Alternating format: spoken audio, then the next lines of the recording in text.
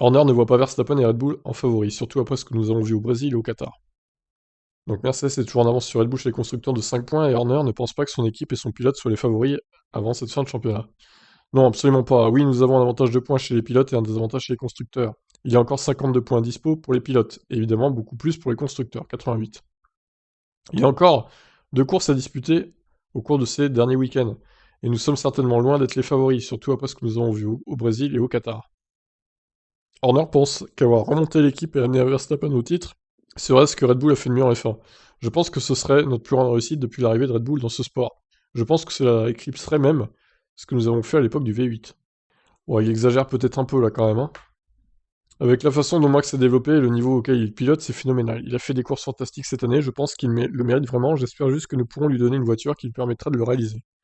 Et d'expliquer pourquoi ce serait le plus grand accomplissement de Red Bull en F1, en tant qu'équipe. En raison de la force de la concurrence, Mercedes a gagné plus de 80% des courses au cours de ces 7 dernières années.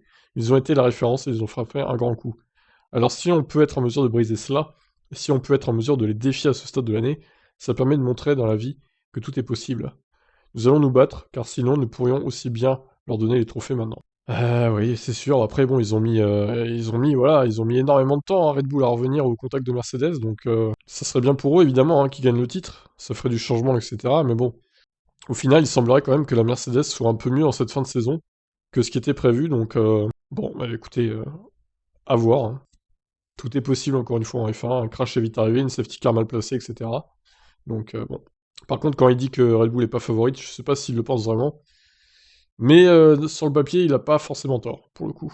Bon, allez, je vous laisse réagir.